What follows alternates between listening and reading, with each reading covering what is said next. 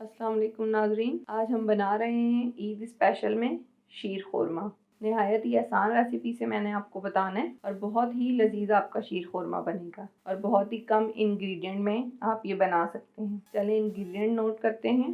सबसे पहले हम लेंगे 1 लीटर दूध, 1 कप बारीक सेवइयाँ, 2 टेबलस्पून हमें चाहिए चीनी, 2 टेबलस्पून हमें चाहिए देसी घी। अगर देसी घी नहीं है तो आप ऑयल या बटर भी यूज़ कर सकते हैं। 10 से 15 अदद हमें चाहिए बादाम, 10 से 15 अदद हमें चाहिए पिस्ते और 7 से 8 अदद हमें चाहिए छुआरे। अगर छुआरे नहीं हैं तो उसकी जगह आप खजूर भी यूज़ कर सकते हैं।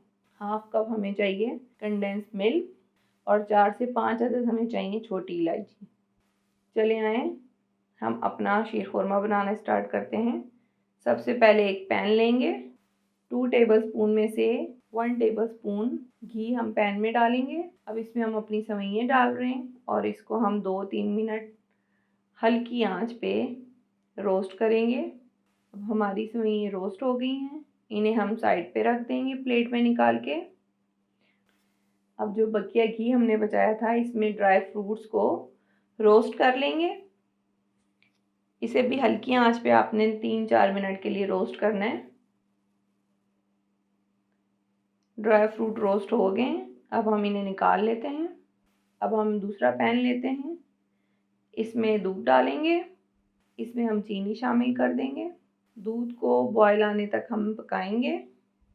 अब देखें दूध में बॉयल आ गया है। 4 से 5 मिनट तक लो फ्लेम पे दूध को पकाएंगे।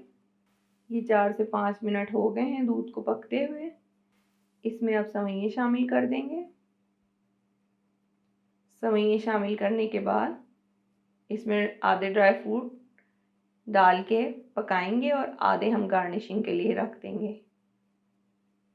ये देखें 2-4 मिनट हो गए हैं सेवइयाँ और ड्राई फ्रूट्स पकते हुए। ये दूध अब गाढ़ा हो रहा है। अब इसमें कंडेंस मिल्क डाल देंगे। कंडेंस मिल्क डालने के बाद आपने 5-6 मिनट पकाना है इसको। अब ये देखें किस कदर गाढ़ा हो गया ये। अब इसमें हम डाल देंगे इलायची पाउडर और इसे हल्का सा ठंडा करेंगे और फिर इसे हम डिश आउट करेंगे। ये देखें हमारा शीर खोरमा तैयार है।